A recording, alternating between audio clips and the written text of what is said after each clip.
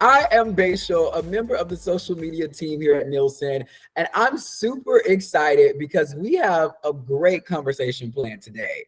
I'm joined by an extra special guest, Simon Gleaves, to talk about the 2023 Women's World Cup.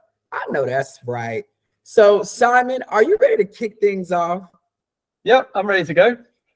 Y'all, and you know when Simon's here, we're talking about everything Gracenote predictions, what's going to happen before and during the game. So I'm ready to fill y'all in. I'm ready to learn some more. And Simon, I want to jump right into asking, what are you most excited about for this year's Women's World Cup? I'm a great sports fan, so I'm just excited about the World Cup itself. It's become, or it is. This is one of the two biggest events on the calendar for international women's soccer, along with the Olympic Games. And the way that women's soccer is growing so rapidly as a spectator sport, it makes it, a really, really big event to look forward to. We saw last summer the fantastic European Championship, which took place in England and was won by the host nation against Germany in the final. And that got people really excited because more than 365 million people watched that event globally, which was more than double the audience in 2017 when the previous tournament had taken place. 50 million people watched the final, 3 times as many as the previous European Championship 5 years earlier. And in addition to all of this, the sport is becoming very competitive and therefore much more difficult to predict, with 6 different teams competing in the finals of the most recent World Cup, Olympic Games, and European Championship. Yeah, and when you say it becomes a little bit more difficult to predict from a fan perspective, I'm like, that's actually kind of fun because you never know what's going to happen. And even from Gracenote, it's fun to kind of keep track and make the predictions and see how accurate we are each year. So what is the data saying about which teams will advance from the group phase? And for those who may not know out there, what exactly is the group phase, Simon? Okay, so the World Cup is structured in a group phase and a knockout phase. The group phase is where the 32 teams play in 8 groups. The teams in each group of 4 then play each other once, and the top 2 teams out of those 4 in each group advance to the knockout stages of the competition.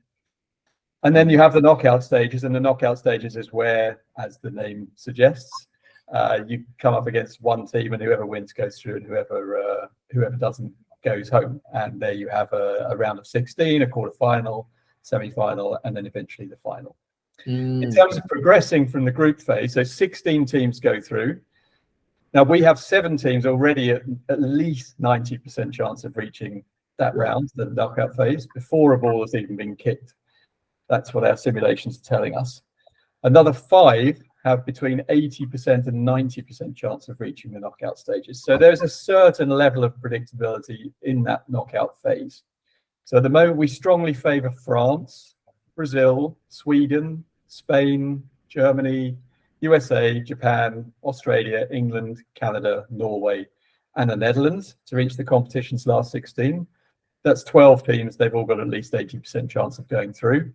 It'll be a surprise if any of those go out, but there's always the chance that one might, I guess. And then the ones where it's a bit more difficult to predict, we currently have Italy, South Korea, New Zealand, who are another host nation with Australia, and Denmark complete the most likely teams in this year's knockout phase, but their progress is less likely, particularly Denmark's and New Zealand's, as they're under pressure from China and Switzerland, respectively. Okay, and so just so I'm clear, those are the countries that we feel like will advance from the group phase and be in the knockout phase. But what is the Gracenote data saying about this year's favorites? Who's going to hold that trophy? Because that's really what it's about.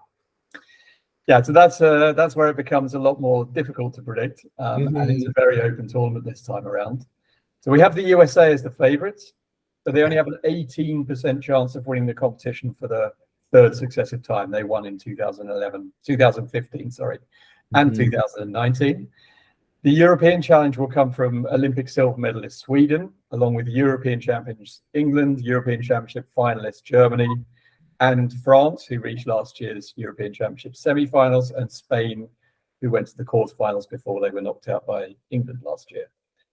We have Australia as the biggest of the 2 host nations, the best of the two host nations. They recently beat England in a match, and they can certainly challenge, given the boost they get from playing in their own country. And Brazil and Canada may also cause a shock. Canada at the Olympic with the Olympic gold medal winners in 2021 against Sweden in the final, where they did cause a shock by picking up gold at that tournament. Yeah. And then teams from the past who've done well, Japan, they won in 2011. They were runners-up in 2015. They are Asia's strongest challengers, but they don't appear to be quite as good as they once were.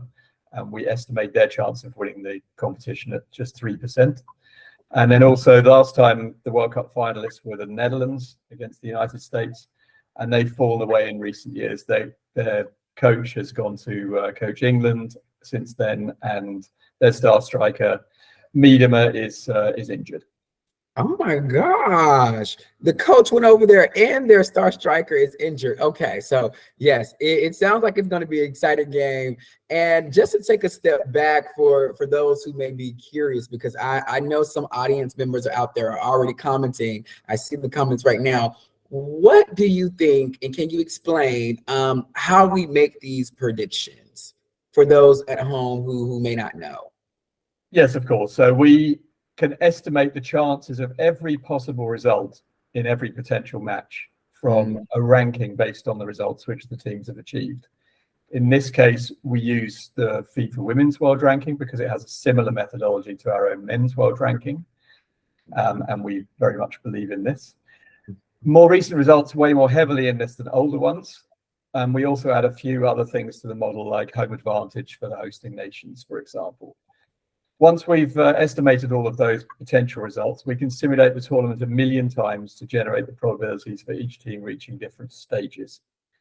And from there, that's where these percentages come from, which I've been discussing.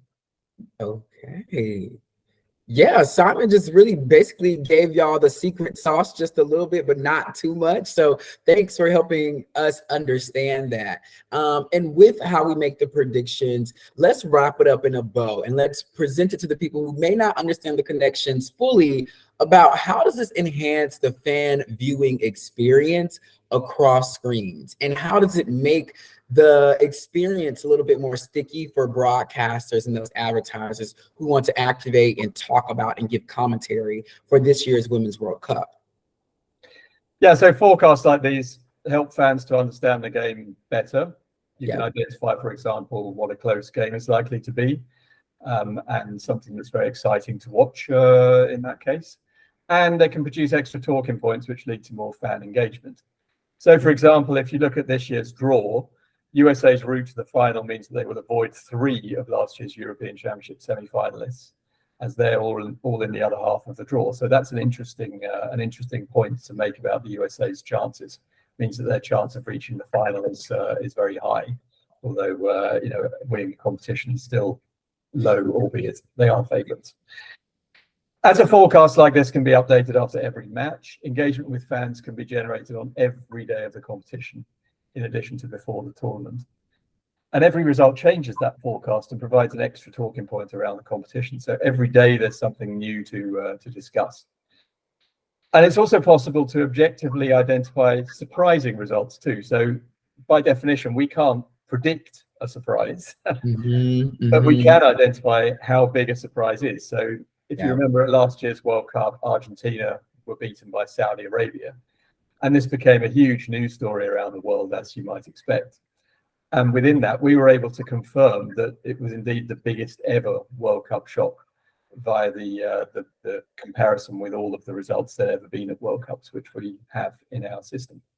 Oh boy, do I remember. I remember talking to you about it. I remember all the buzz on social. It was such a big moment. And I live for stuff like that. I think that's the exciting part of the game. Like, yes, we want to see who wins, but we also want to see some unpredictable moments as well. And so, y'all, the thing I love about Gracenote is that we keep track of this, as Simon said, every single day, before, after, and a little bit during. So if you want to stay updated, please check out our Women's World Cup Hub, which is displayed here on the screen, and the link to it. And as always, Simon, thank you so much for your time. I feel like every time I talk to you, I learn a little bit more about sports and have more to talk about with my friends. So thank you. Thank you very much. It's nice of you to say so. See you next time.